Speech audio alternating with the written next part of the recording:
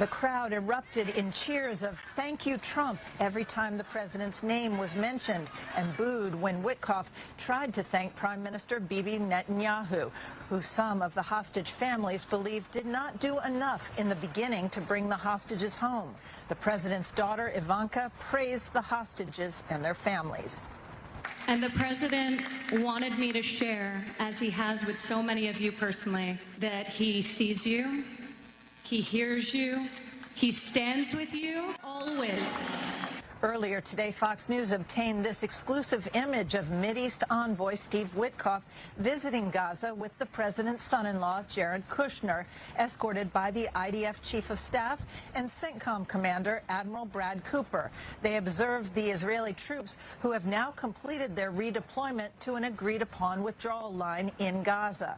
The U.S. military will establish a ceasefire monitoring base, a civil military coordination center.